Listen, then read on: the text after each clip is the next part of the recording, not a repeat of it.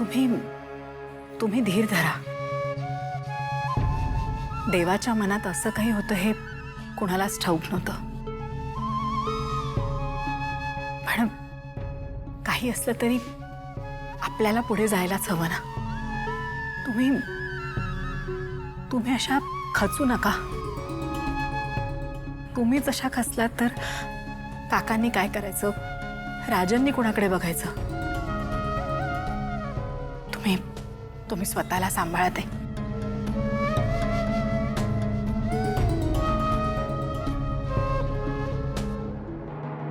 नयनतारा, कालपासून या सगळ्या गोष्टी आम्ही यांना समजवल्या, पण यांची नाद केल्यापासून या अशाच करतायत.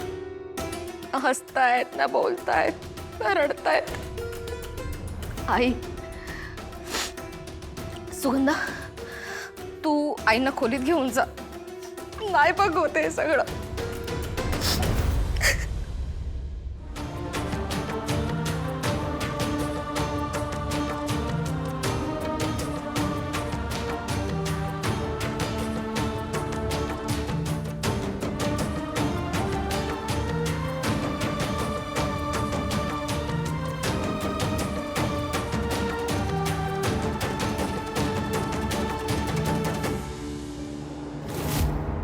राजन काका, मला तुमच्या संग थोडं महत्त्वाचं बोलायचं आहे.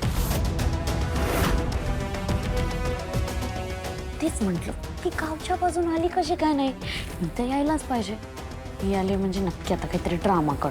झालं, या भिकारडीचं पुन्हा सुरू झालं. आता ही काही घोळ घालायच्या आत हिला थांबवलं पाहिजे.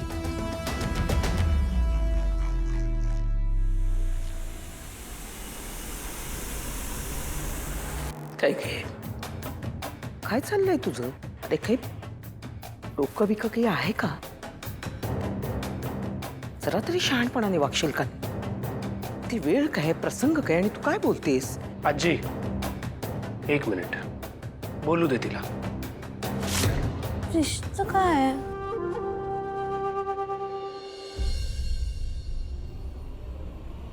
राजन काका, तुमची मुलगी जिवंत आहे, ती मेलेली नाही. या फोटोतली मुलगी तुमची मुलगी नाही. काय गे कमले, इथे इथे आहे ना बाळा, इथे. झालं का पुन्हा तुझं सुरू? परमेश्वराने काही अक्कल वगैरे काही दिली आहे की नाही तुला ग? अगं इथे वेळ काय, प्रसंग काय, आणि तुझा आपला शहाणपणा सुरूच आहे.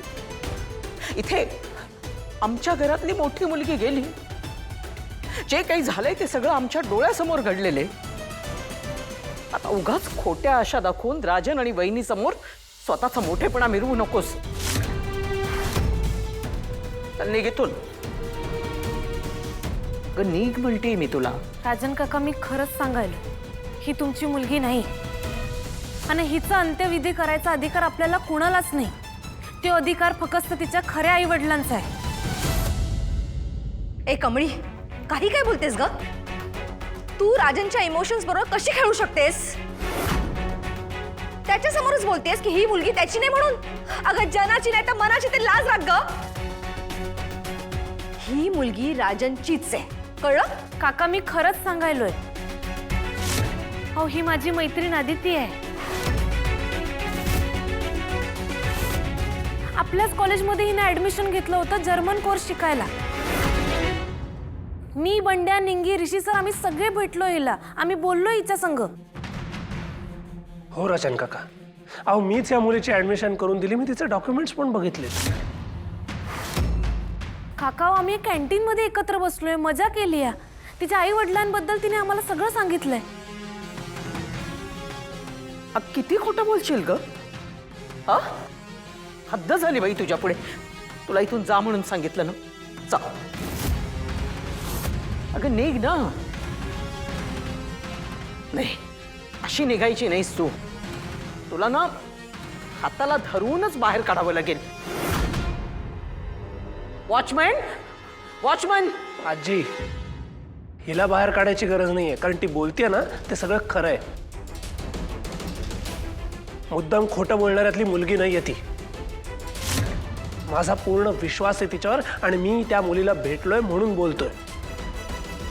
आणि कामिनी आजी, जरी मी भेटलो नसतो ना तरी कमळी जे बोलते त्याच्यावर डोळे झाकून विश्वास ठेवला असता, कारण ती कधीच खोटं बोलत नाही. नयनतारा, अगं काय पाहते मी? हा सुद्धा धादंत खोटं बोलतोय आणि ते सुद्धा हिला साथ देतोय. अरे सुशिक्षित माणसं आहात तुम्ही. म्हणजे एखाद्या बापाचं दुःख समजून त्याला सहानुभूती द्यायची, त्याला धीर द्यायचा सोडून हा हिची बाजू घेतोय. ऋषी, कशाला मध्ये पडतोयस? आई, अगं सर, हे बघा, आदिती गेल्याचं मला बी लय दुःख होतंय, पण मी 100% खात्रीने सांगतोय, ही राजन काकांची मुलगी नाही. काका प्लीज माझ्यावर विश्वास ठेवा. कमळे, कमळे कसा विश्वास ठेवू? माझी गौरी आणि माझी मुलगी एकाच गाडीत होत्या. माझ्या गौरी बरोबर मी हिला पाहिलंय गाडीत. त्या आपल्या घरीच येत होत्या. तसा त्यांनी येण्याआधी फोन सुद्धा केला होता मला. आणि जेव्हा अपघात झाला तेव्हा गाडीमध्ये माझ्या गौरी बरोबर हीच होती गाडी. मी बघितलं हिला.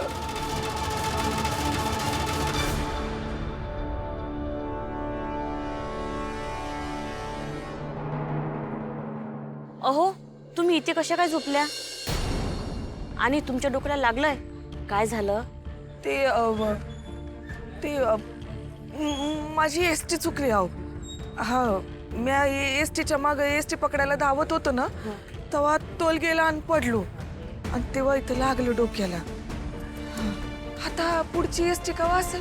वेळ आहे हो गो. हा, मग तोवर इथं पडतो म्हटलं, जरा बसतो. पण इथे बसू नका. इकडल्या भागात दारुडे मवाली फिरत असतात. बाई माणसाने बसणं इथं खूप धोक्याचं आहे बरं. असं आहे का? हो. बरोबर. आणि काळजी घ्या. काळजी घ्या. येते.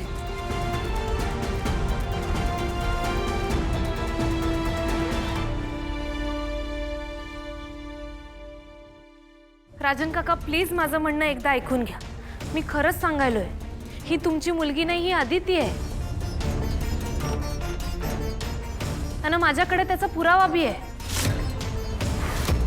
अरे काय पुरावा? काय पुरावा काय चाललंय तुझं? हे बघा, ही मुलगी आहे ना, ही वाटेल ते बोलते. आणि मला एवढंच माहितीये की ही मुलगी माझ्या राजनची मुलगी आहे आणि राजनच तिचा बाप आहे. तुम्ही ह्या मुलीच्या बोलण्याकडे लक्ष देऊ नका. आपण पुढचे सोपस्कार करून घेऊया. चला राजन, हे सगळं नंतर बघता येईल आपल्याला.